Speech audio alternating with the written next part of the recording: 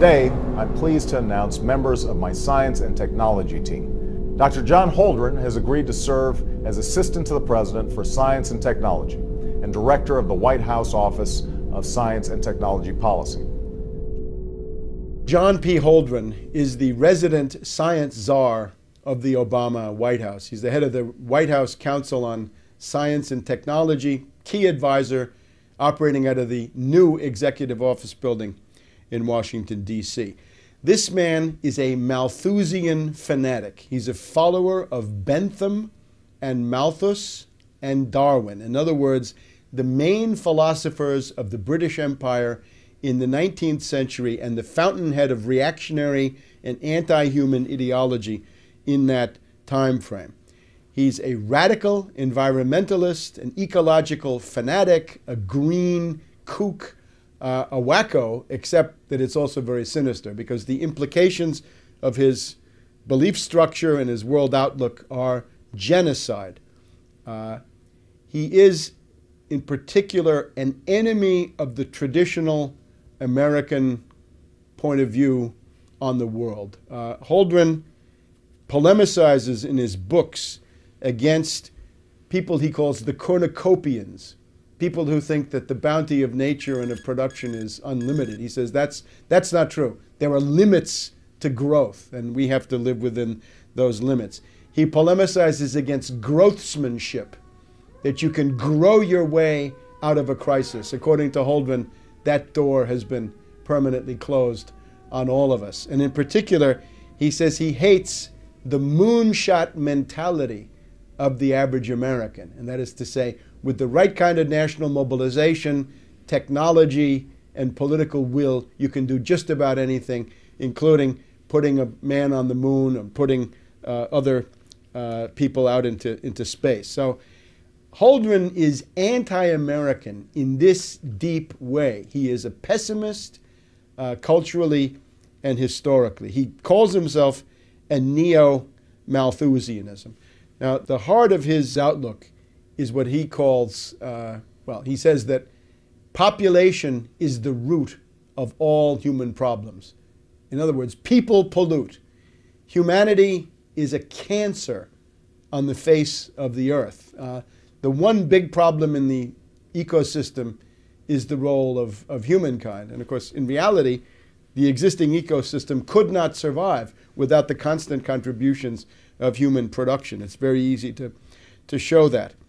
Holdren started off in the 1970s with Paul Ehrlich, who was a charlatan and an obscurantist and a crackpot who wrote the book The Population Bomb.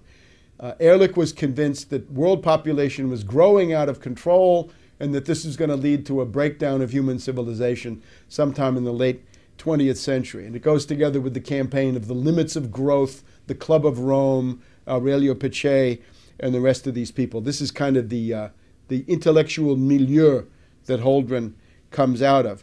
Now, there was no population bomb. It's just not true. It never happened. Population in Europe is falling, if you just look at the self-renewal of these populations. Same thing in Japan, same thing in Russia. They've all got a demographic problem which has nothing to do with overpopulation. It has to do with shrinking population. China has demographic problems that were caused by going along with this two-child per family policy. The U.S. would be experiencing demographic decline if it weren't for the flow of immigrants into the country. So there never was a population bomb, but Holdren does not revise or change his pseudoscientific outlook because of this.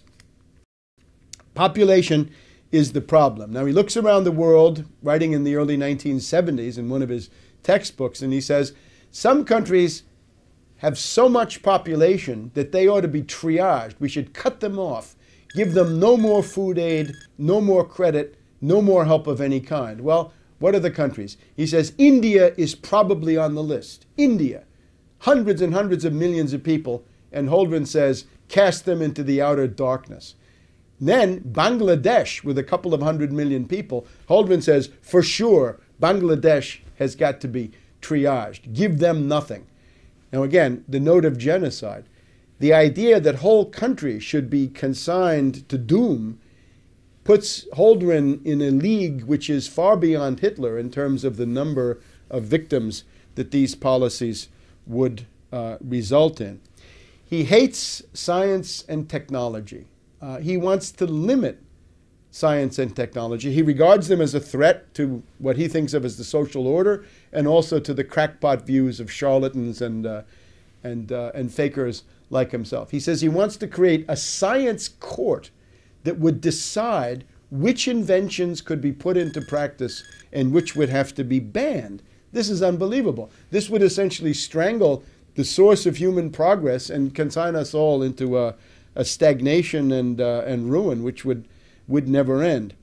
Holdren believes that there's a world optimum population, or carrying capacity. Now, the idea of carrying capacity comes from the writings of a Venetian cook by the name of Gianmaria Ortes, O-R-T-E-S, writing in 1790 or thereabouts. Ortes said that the limit of the world population was 3 billion people, and that if you went beyond that, you'd have famine and starvation and death, and it would always tend back to 3 billion people. Now, Holdren is even worse. He's more genocidal than Gianmaria Ortes. He's more genocidal than Malthus, who followed in the footsteps of Ortes. Holdren says that the optimum world population is 1 billion. Now let's pause. At the time Holdren wrote that, the world population was already 4 billion. Today, if you say the optimum population is 1 billion, it would mean that more than 5 billion would have to go. And again, these are orders of magnitude that Hitler, Stalin, and Mao never dreamed of. Only in the mind of fanatics like Holdren do we get genocide of these proportions. Holdren says that the big task of policy, and here the third world and developing countries should take note. He says the main political problem facing the world is not world economic development, but stopping world economic development. He's very worried that countries like China and India and others, Latin America, South Asia, Sub-Saharan Africa, that they're going to try to imitate the development of the US, Europe, and Japan. And Holdren says that would be catastrophic.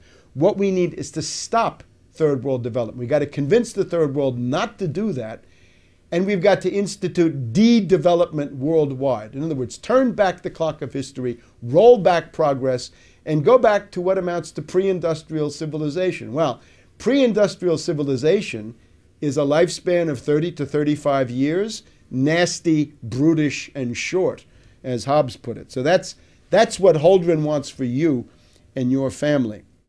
In order to enforce this, he talks about a supranational monstrosity that he calls a planetary regime.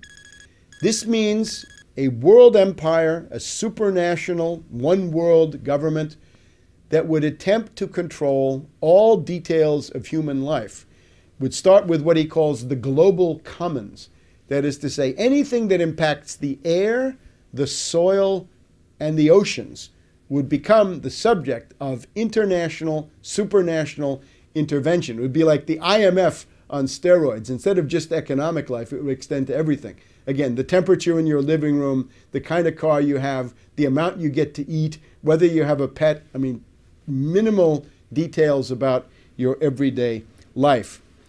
For individual countries such as the US, Holdren recommends a population law which would fix the outer limits of the acceptable population. And again, what happens if you are surplus? What happens if you are declared a useful leader? He doesn't say that so explicitly, but it's clear that you wouldn't fare very well. So one of the features of a population law, in Holdren's point of view, is to regulate the size of the family. And this is what, of course, China did in the post-Mao period, the two-child per family policy. So the hand of the totalitarian state intervenes in the most intimate decisions of the family, and the realm of individual responsibility pretty much ceases to exist. Now, Holdren is willing to do just about anything to, first of all, slow the rate of population increase. That's his first goal. Secondly, to bring population into stasis or equilibrium, zero growth, but then to turn it back and have a decreasing, diminishing world population. The Chinese experience is if you do that, you're flirting with economic collapse. But Holdren doesn't care about that. He's, of course, a fanatic. So what is he willing to do?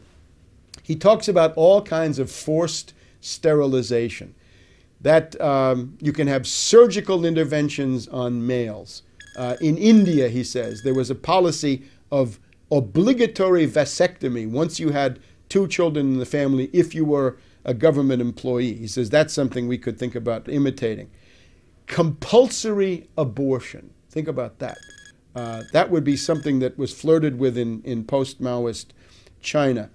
He wants to have licenses for birth. In other words, a woman is not allowed to give birth unless she's purchased a marketable birth license. And of course, what happens if Goldman Sachs comes in and, because women are going to want those, drives up the price 100 times so that nobody can afford a birth permit? And what happens to people that are born illegitimately, meaning without a birth permit? He wants to have things that have been done in the meantime. Norplant, I think, is an example. Subcutaneous chemical devices that are put into the flesh of women to prevent them from conceiving. So, forced sterilization, compulsory abortion, forced vasectomy, birth licenses, subcutaneous implants, all kinds of compulsory, obligatory methods. In terms of forced sterilizations, he says you could do this by putting chemicals in food and water, but he thinks that these other methods would be more effective. He also has other methods of persuasion, which are really coercion, that if you have more than 2 kids in the family, there's no more free public education for you. The 3rd kid has to pay to go to the public school. If you're living in public housing, which is the case in some countries, the 3rd kid gets you kicked out of the public housing and you become homeless. He's also in favor of violating the family by seizing babies. He says that if it's a teenager or a minor who has had an illegitimate child and there's no husband in the picture, then the government should come in and seize that child and have a policy of forced adoption to take care of that illegitimate child. You can see that Holdren is a collectivist. He is not a collectivist of the Marxist type, however. I would call him a collectivist in the tradition of Rousseau for 2 reasons. Remember, there are 2 Rousseaus. One is the Rousseau who says that the noble savage is the goal of human life. In other words, the more primitive you are, the less civilization you have, the better you are. Just if you think about that, Rousseau on that basis is one of the most influential philosophers of the current time, because it basically says primitive societies are better than corrupt modern society, so we should go back to nature and go back to the ways of these underdeveloped peoples. But then there's the other side of Rousseau, which is the collective will. The late Rousseau writes about the collective will, and that the individual counts nothing compared to the collective will. This is essentially the philosophy of the reign of terror in the French Revolution, and that's pretty much where Holdren is. So I would call him a Rousseauvian fanatic, in addition to being a Malthusian and a Darwinist and a Benthamite, and he wants to have the noble savage, roll back civilization, go back to pre-industrial civilization, or call it civilization if you want to, and at the same time he wants to impose the collective will. He even writes about infanticide. He says that infanticide is found in many primitive peoples, and he says, well, what that means is that these societies thought that the survival of the group and the collectivity was more important than the individual, so they didn't hesitate to kill babies, which implies Holdren's idea of civilization. It's a form of barbarity. Again, in Holdren's world, there are 2 main evils. One is overpopulation, the other is industrial pollution. In the world we live in, the main problem is poverty, ignorance, disease, backwardness, illiteracy, and the rest. The main problem of today's world is a massive underproduction of most of the worldly goods that humans need: food, clothing, shelter, transportation, jobs, housing, healthcare, all the rest. All of that is lacking. 1 billion people in the world we live in are on the verge of starvation because of the world food market situation and the fact that we have almost no food stocks left anywhere in the world. You've also got about 2 to 3 billion people right now who are living under €1 per day, under about $1.50 or $2. So Holdren looks at that world and says the reason for poverty is overpopulation. I would say no. The reason for poverty is underproduction of all the main things. Question for Holdren: if you have a bunch of people and you want to give them all a hat and there are not enough hats to go around, what do? I say manufacture more hats. Holdren says start cutting off heads. That's Holdren. In being a follower of Bentham and Malthus and Darwin, in this administration of fanatics, Holdren is joined by others. Let's look at Cass Sunstein, who is the regulations czar. Sunstein is the pioneer of what is called behaviorist economics. He wants to nudge you or convince you to do certain things. The problem is the nudge is not a friendly nudge. The nudge is going to become a cattle prod, and then it's become a bayonet, and then it's become a machine gun, and God knows what else. That's Cass Sunstein. He's a former law professor from the University of Chicago. Now, he quotes Bentham all the time. Sunstein is a guy who says that animals should have legal rights, including the right to be represented by lawyers in a court. Now, Sunstein, by most people's standards, would be quite extreme. But in the Obama administration, Sunstein is a moderate. Sunstein wants to give legal rights to animals. Holdren wants to give legal rights to trees so that they could be represented by lawyers and they could block development projects because you need more trees. Well, again, I'm all for trees. You want more trees, plant them. During the New Deal, we had something called the Shelter Belt that planted a couple of 100 million trees across the midsection of the United States as an attempt to make the climate better. It was an attempt to deal with the Oklahoma Dust Bowl of the 1930s. The way you do that is to plant trees. Trees are fine, but again, with Holdren, we're going to have trees represented by lawyers stopping human needs from being realized. Generally speaking, the Malthusian, zero-growth, radical environmentalist, ecological extremist movement of the late 60s and early 70s is the precursor that prepares the ground for the radical deindustrialization of the United States in the late 70s and then into the 80s, the so-called Great U-turn, where the U.S. goes from being an industrial power to being a post-industrial rubble heap. Key moment is 1968 with the foundation of the Club of Rome, Aurelio Pache and Alexander King. Alexander King once admitted that the whole purpose of the ecological movement was to stop the economic development of the third world and make sure that there would be fewer brown and black people in the world, because this was a problem for the Anglo-Saxon master race, the way he looked at it.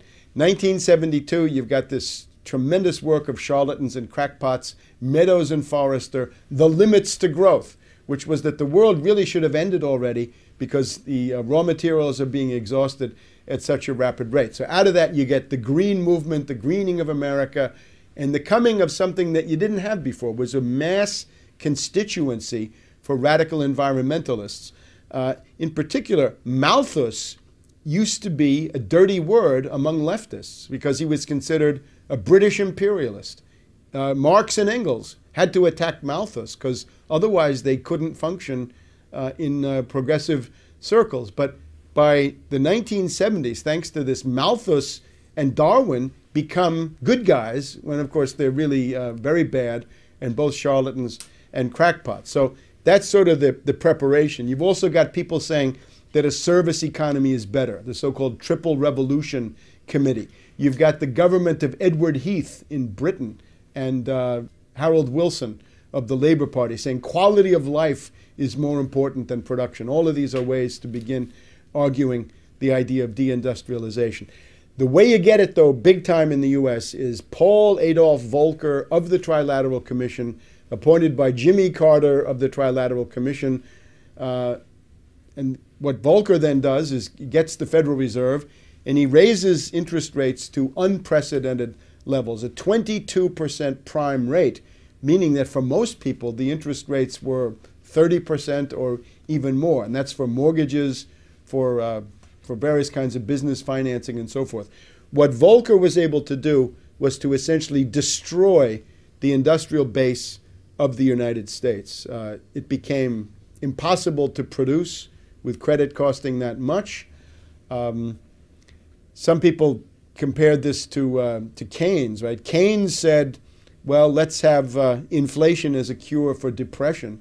And Volcker came back with, no, let's have depression as a cure for inflation. And that's pretty much what he did. He pitched the United States into an industrial depression, which has never ended, wiped out large parts of basic industry, steel mills, chemical, rubber, and all the rest. This is where the jobs went. If you remember Obama's bitter Klinger quote, he says, 30 years ago, the jobs went away, and now we have these bitter people clinging to God and guns and anti-trade. Well, how did those jobs go away? That was Volcker. The industrial base of the U.S. was gutted and destroyed by Volcker, and with the environmentalists there, this could be greeted as something good. The resistance to this in the Democratic Party was paralyzed because, well, it's a good thing after all. We won't have any more smokestacks. Well, instead of smokestacks, you're going to have a declining standard of living, and this is what goes together with it.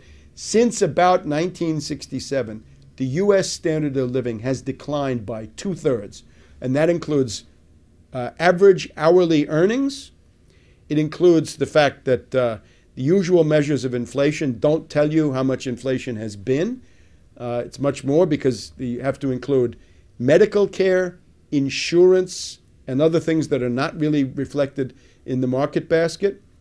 You're working about 6 weeks more per year. So you've got a longer work day, a longer work week, and a longer work year. Vacations shrink, and the work year is extended by about 6 weeks altogether. The other thing that you've got is your commute is much further, and you're sitting in traffic for a total of about 2 to 3 weeks just sitting there, in addition to whatever the length of your commute would be. If you add all of that together in terms of the burden of economic life on the average standard of living and quality of life, you will find that the U.S. standard of living has indeed declined by 2/3. You can look on shadow government statistics. Their index confirms my finding. It goes from about 300 in the late 60s, early 70s to about 100 today, meaning you've lost 2/3 of your standard of living. So deindustrialization leads to immiseration. It means that the middle class standard of living is destroyed. You've also got more people working. It's not enough for the husband to work. The wife has to work. The kids have to work. The husband has to work 2 jobs. The wife 2 jobs, and all this that everybody knows about. So that is what deindustrialization has done. And that would have been difficult to do without the ideological preparation of green fanatics like Holdren, Ehrlich, Paddock, Meadows and Forrester, the Club of Rome, and collected charlatans and extremists of the 1960s into the 1970s. The disease that we're talking about is not limited to the U.S. Actually, it really originates in Great Britain with these people like Bentham and Malthus and Darwin. One of Gordon Brown's aides was recently so indiscreet as to say that they were talking about cutting the population of the British Isles by 30 million people. Now, that's way more than Hitler could have accomplished. And what it shows, again, is the anti-human fanaticism, the genocidal fury of the Anglo-American ruling elite, that they hate people and they're determined to exterminate people, and that's what they're into. And if you want to live with a ruling class like that, it's going to be nasty, brutish, and short. The origins of eugenics, racist thinking, race science in the U.S. go back in particular to the Harriman family. Averell Harriman was the son of Harriman, the railroad builder, who had been attacked publicly by Theodore Roosevelt as a robber baron, as a public menace. So Harriman, as a parvenu, new money, who had to go to Oxford and talk to old money, he had a tremendous identity crisis and sense of personal insecurity. So what he wanted to do was to create himself a wonderful race pedigree, that he too was part of the Anglo-Saxon master race. So his wife contributed to this famous gathering at the American Museum of Natural History, which was attended by Nazis as well as British and other race scientists, meaning charlatans and proto-genocidalists, who came together with the idea of improving the race. So U.S. states got into the business of sterilizing people, denying marriage licenses. You have these stories, the Kallikaks and the Jukes in New York State and similar things. The Nazis actually said, the U.S. has beaten us to the punch in terms of eugenics measures. So in some ways, they were actually following in the footsteps of what Harriman and this faction had done in the United States. Now, Bush the Elder, in his first congressional term, when he was representing River Oaks, Houston, Texas, elected in 1966, it was a district that had to be tailor-made, designed for him, as part of a redistricting, so he could finally get elected after he failed to get into the Senate from Texas against Yarborough in 1964. Bush became the champion of eugenics. He brought in Shockley, Herenstein, and these other fanatics, right? The sort of bell curve school, the precursors of that. In other words, people who talk about racial inferiority of the non-white races and things of this sort. These people were outside the boundaries of respectability because of the backlash against the Nazis. But Bush the Elder did everything he could to make them respectable. He brought them to Congress. He let them lecture groups of members of the House and so forth. So much so that Wilbur Mills, the head of one of the key House committees at the time, coined the term "rubbers Bush." That George Bush the Elder was so interested in contraception for the lower orders that he was rubbers Bush. Now, the idea that I think with Bush the Elder was he believes in the Anglo-Saxon master race. The problem is if you believe in that, you got a problem of numbers because there are so many other people who are not part of this. So what are you going to do? You've got to do something to limit the population growth and probably turn it around among the non-white populations in particular. So I think that is the one thing that Bush the Elder actually believes in as a fixed point of ideology. John P. Holdren, the current Obama population czar, John P. Holdren, the White House science czar, is very much in the tradition of this Harriman eugenics movement, which was rubbing elbows with the Nazis in the 20s and 30s. Things like compulsory abortion, compulsory sterilization, taking children away from parents, preventing marriages, marriage licenses that you have to pay for, implants and other things to prevent birth. This is all in the Nazi or quasi-Nazi tradition of the 20s and 30s. The mentality of oligarchy does not change. We have to remember that as long as there are human individuals, you're going to have the one, the few, and the many. There's going to be one person, small groups of people, and large masses. So this is always going to be with you. These are ontological categories of human existence. The problem you have is if you have the dictatorship of the one, that's a fairly clear-cut problem. If you have the spontaneous mob of the many, that's a problem that people can also recognize. But what you tend to have in human civilization is the rule of the few, the oligarchy, the iron law of oligarchy, studied by German sociologists in the late 1900s. Now, the purpose of an oligarchy is really only one thing. A tyrant can have a project.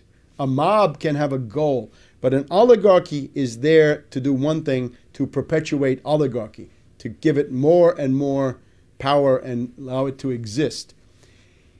The mentality of oligarchy always depends on the idea that there's an elite and a mass. And there can't be anything in between. There's really no room for a middle class in oligarchy. So the elite has to justify itself based on what? Why should they rule? Are they smarter? Are they more efficient? Are they better?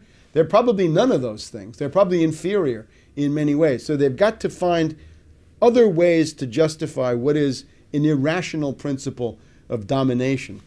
So oligarchs generally find ways to argue that the mass of people are inferior, that their lives are not worth living, and indeed that they're closer to animals than they are to the elite. So whenever you have an oligarchical elite, they're always going to try to portray the masses as ignorant beasts, inferior, or whatever else it is. And that's what we see.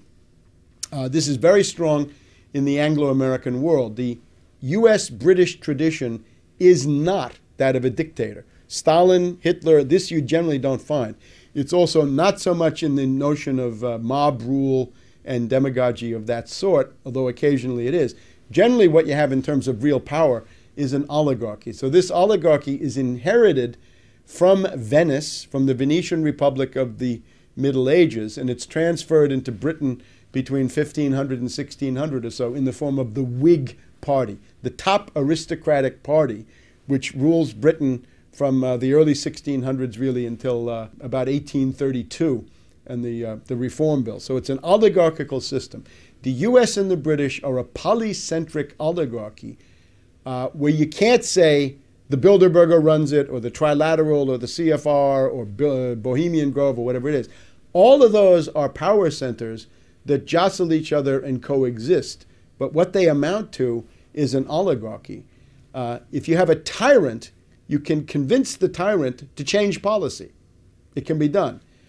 But to change an oligarchy, as Plato points out, is harder because you've got to convince so many different ones, and as soon as you convince some of them, you've deconvinced others because those are the enemies and they hate the ones that you've convinced. So that's the problem that we face in the Anglo-American world. The Club of Rome is a group of old fascists, for want of a better word. Aurelio Peccei was the most prominent guy. He had been a fascist for Mussolini in the Balkans during World War II, done all manner of crimes there. And then we have his associate, Alexander King, who admitted that embarrassing thing, that the purpose of this was to express the genocide of the Third World. In other words, that it was designed to make sure that there would be no Third World development, that therefore the black and brown people of the world would not become numerous. So the Club of Rome is already the beginning of a genocidal mentality in which Holdren and Cass Sunstein and other people in the Obama regime participate. Naturally, as this becomes more extreme, as the breakdown crisis gets worse, and it is getting worse, as the depression deepens, you get into the definitions of useless eaters, lives not worthy of being lived, non-productive culls, they're called sometimes, surplus population, as Scrooge said, following Bentham and Malthus. And how many are there of such people? As the depression gets worse, it gets to be more and more of the population that are useless eaters and non-productive culls.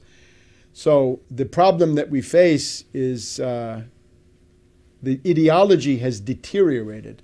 The global warming ideology is, at least up to now, the most extreme form because it says that carbon dioxide is a pollutant and that carbon is bad when we ourselves are a carbon-based form of life. So it seems to say that the inevitable results of humanity is pollution, that people pollute, or indeed that people are pollution. It gets back to Ehrlich and Holdren and their idea that humanity is a cancer on the face of the earth. So the ultimate logic of all this is extermination, genocide, the concentration camp, depopulation, and a horror that goes beyond anything seen in the 20th century. That's where Obama is essentially leading. When Holdren is confronted with his published works, the body of work on which his scientific credentials rest, he wants to run away from them and say that he's no longer the environmental extremist that he once was, that his genocidal fury has mellowed with age. But I wouldn't believe that for a minute. It's just that he's become a little bit more sophisticated politically, and he's seen how damaging it is when people throw that stuff at you. It's, of course, a monstrosity that he was allowed to get through that confirmation process in the first place.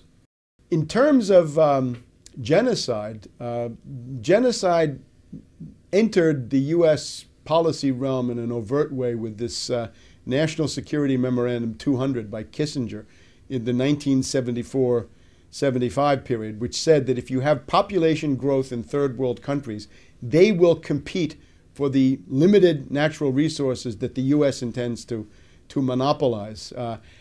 I attended the food conference, the World Food Conference of the Food and Agricultural Organization in Rome in December of 1974, which was attended by Kissinger. And I put out some leaflets at this FAO conference in Rome in late 1974. And in response to that, the UN bureaucracy kicked me out of the conference, not for disrupting anything, but simply by pointing out the obvious implications of what was going on. At that same conference, the Soviet delegate made a useful contribution. He said that if you just took the existing off-the-shelf technology and made that available to everybody, you would have no problem with 35 billion people on the earth. The demographic potential is still very, very large, lots and lots of wide open spaces, but they kicked me out. So the Kissinger line was, stop population growth in third world countries, because otherwise they'll compete for natural resources. I guess he's looking into what happens today with Chinese oil consumption and the Chinese in Africa offering their own bids for mining and other products. The other thing to stress is under Carter, and in particular under Secretary of State Edmund Muskie, you had Global 2000 and Global Futures. And that is the real watershed of making genocide, population reduction, euthanasia, population control into the dominant ideology of the U.S. government, the foreign policy establishment, and the State Department. Global 2000 and Global Futures enacted under Muskie are really the turning point, after which U.S. policy in the developing sector is no longer development, but it's rather population control, population reduction with strong genocidal overtones. Holdren writes books about nuclear target selection, nuclear war. He's a strangelove. He's a strangelove under green left cover. However, he recognizes what strangeloves often forget. You can kill more people with economic means than you can with military means. Robert McNamara did his best to escalate Vietnam. Robert McNamara killed more people at the World Bank than he ever did at the Pentagon. The general estimate is, well, 40,000 people a day, meaning 15, 20 million a year minimum, die as a result of the IMF conditionalities. They die of starvation, malnutrition, and diseases like diarrhea that can be cured for a few pennies. So that's the cost of the IMF-based system is already in the neighborhood of 20 million dead per year. And again, 40,000 per day. And that's an old figure. Now that we have the Depression, it's probably more like 50,000 a day or more, because the effect of the Depression is obviously to increase that figure. This is a book called Ecoscience, Population, Resources, Environment. The authors, Paul R. Ehrlich of Stanford University. This is the charlatan with the population bomb. Ann H. Ehrlich, who is an environmental fanatic in her own right. And John P. Holdren of the University of California, Berkeley, today White House science czar for Obama, published by the W.H. Freeman and Company Publishing House in San Francisco. And the edition I have here is 1977, so we're in the Jimmy Carter era. First edition, 1970, second edition, 1972. And as you can see, this is a hefty tome. This is the best part of 1,000 pages, more than 1,000 pages. If you count the index, we get up to 1,500 pages of raving, insane, Malthusian drivel. And he tells you he's a Malthusian, a neo-Malthusian. He loves Darwin. He loves the struggle for existence and the survival of the fittest. And in some ways, he wants to bring that into human society. Now, the heart of the book, I think, for political purposes, has to do with the measures that Holdren proposes to implement as a means of slowing, stopping, and reversing population growth. The heart of the book, I think, starts on page 783. Population control, direct measures.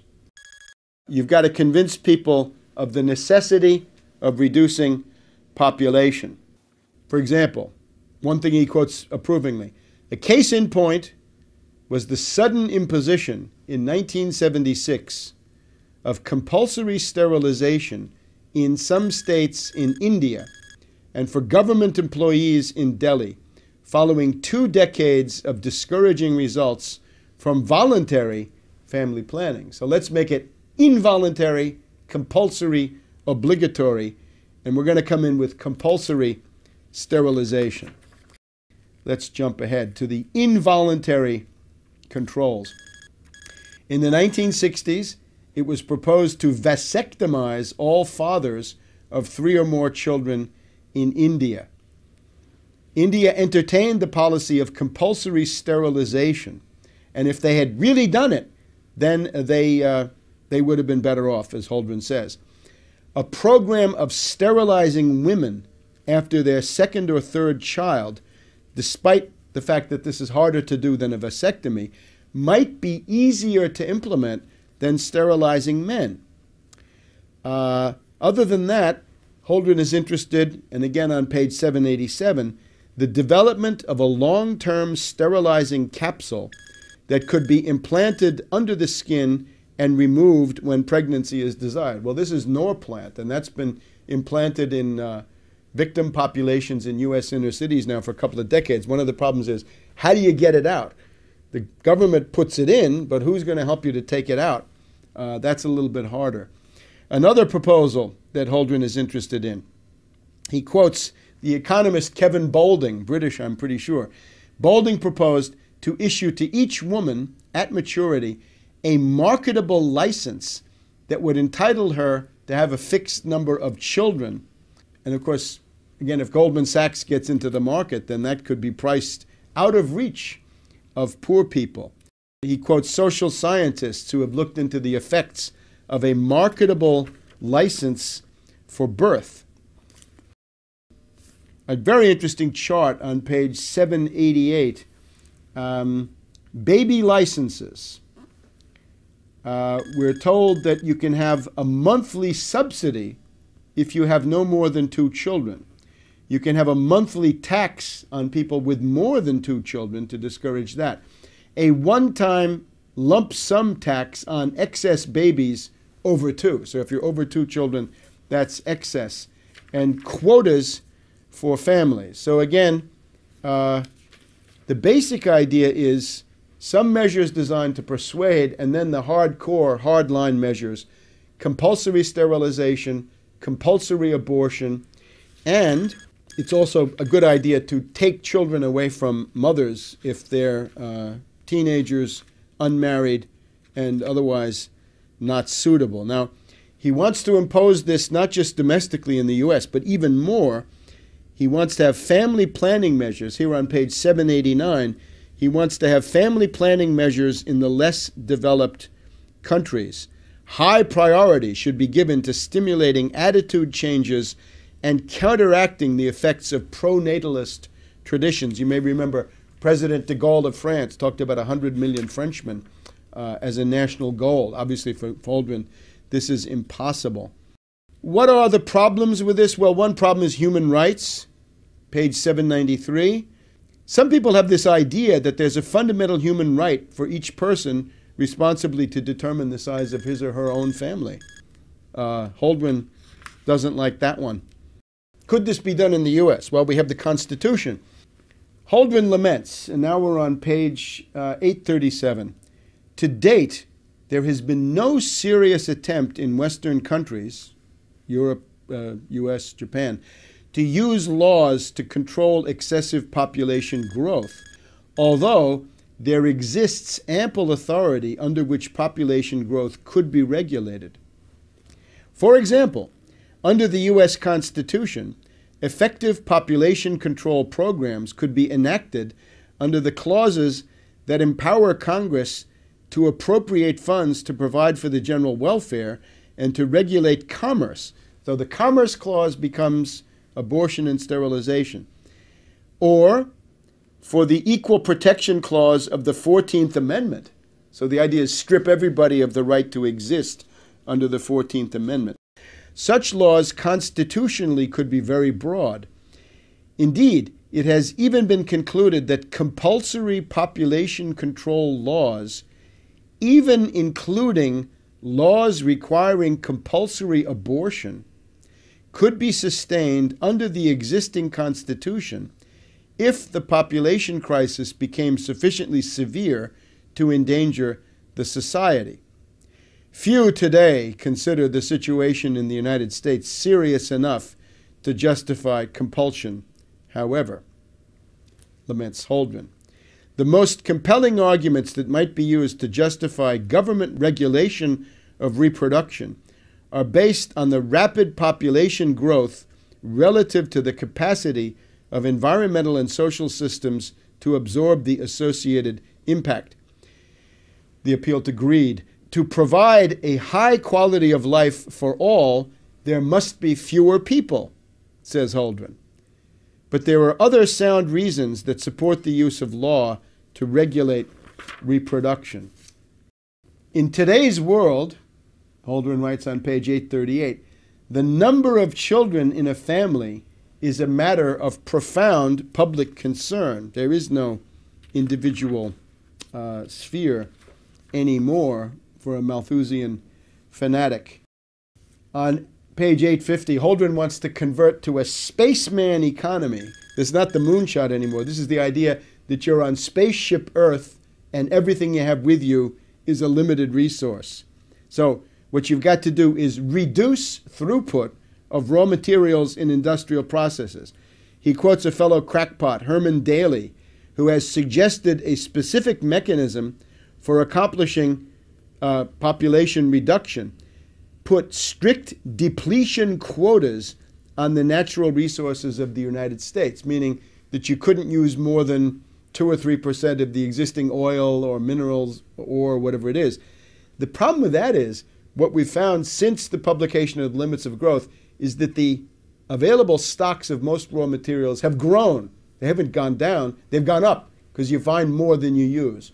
And that, I think, that would be even more clear if this process were not sabotaged.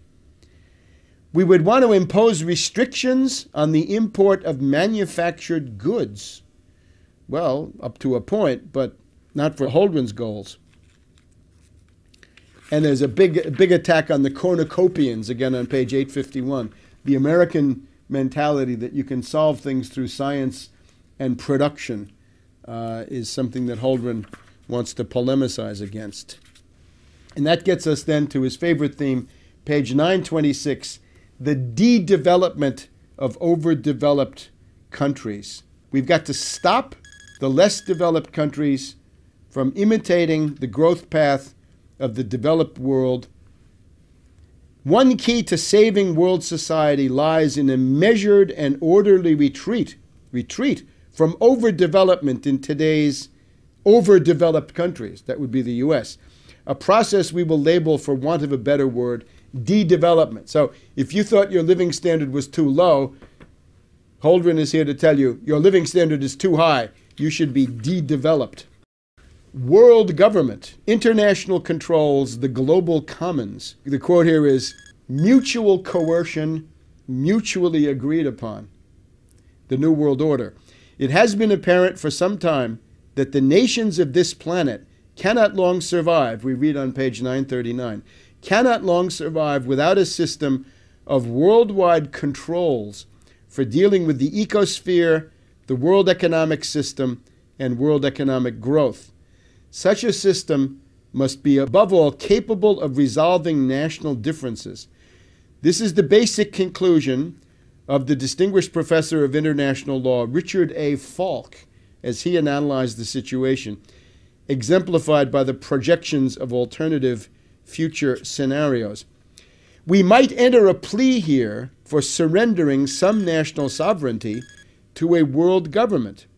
But it's unfortunately clear that there will not be a supranational government in the foreseeable future. But now 30 years have gone by, and maybe this is within reach at the Copenhagen conference in December of 2009. So we get the U.S. environmental program. And again, in the conclusion, the summary of this is there are two factions on Earth. We have the cornucopians. We can call them the growthsmanship group. the moonshot mentality. Those are people who say science, technology, and industry can solve any problem with political will and the proper effort. And that's pretty much how humanity has survived up to now. But that's the wrong path, according to Holdren. We've got to become neo-Malthusians. On these points, says Holdren, we find ourselves firmly in the neo-Malthusian camp. And again, that's based on Bentham, Ortiz, and it's the basis, it's in turn of Darwin. This is a cookbook for the extermination of humanity, beyond what he thinks, because the essential predicament of humanity is realize progress or collapse. If you look in historians of world history, like Toynbee, he's got a catalog of, 20 different world civilizations, and they've all collapsed, except one. And generally they've collapsed from within, and they've collapsed to a very significant degree because of thinking like this, that there's a limit to growth and that the privileges of an oligarchy are more important than the standard of living and the success of the individual human family. So this is a cookbook for the extermination of humankind, right? Those series that you see on the History Channel. What if there were no people? Well, Holdren has been blazing that trail for quite a while. This is an ultra-Hitlerian genocidalist who's today operating out of the White House in Washington, D.C., and it's time to kick him out. Maurice Strong of Canada is a British imperialist functionary, close to Holdren in his outlook. In the build-up to the 1992 United Nations Conference in Rio, Maurice Strong wrote that the choice is between collapsing the entire industrial system of the world and the survival of humanity and the planet. And he's in favor of collapsing the industrial system. So he put out a demagogic call to people that the task of the rest of us is to collapse the industrial system of the world. I suppose George Soros and the people at AIG and Goldman Sachs in the derivatives department were reading all that, because they've certainly taken us pretty far down the road to that. If you collapse the industrial system of the world, the problem you find is that the relative potential population density of the world goes below the existing 7 billion plus people that we've got, and that overhang gets into the danger of extinction. So that's a call to genocide, again, on an ultra-Hitlerian scale, issued by Maurice Strong back in 1992. Holdren is very much in that tradition. Ehrlich and Holdren and their ilk are crackpots, charlatans, and quackademics, in the sense that their method is fundamentally wrong. The predicament of humanity is that at any given moment in time, with the existing technology that you have, you face a finite world of natural resources, except that what you can use as a natural resource is already defined by the technology you have.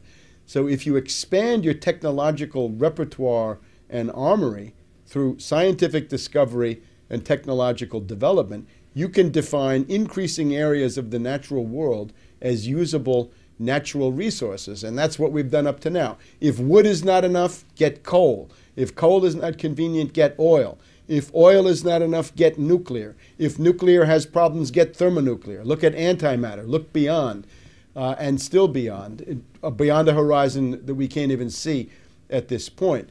The essential human condition is realize progress or collapse. Advance in science, technology, and industry, or you will soon cease to exist. And that's the fundamental human premise that this lunatic, Malthusian, Darwinian, Benthamite school, Ehrlich, Holdren, and the rest of them, deny. The president, I think, has surrounded himself with some of the most brilliant choices. Dr. Holdren, I don't want to embarrass you, but I sometimes refer to you as walking on water.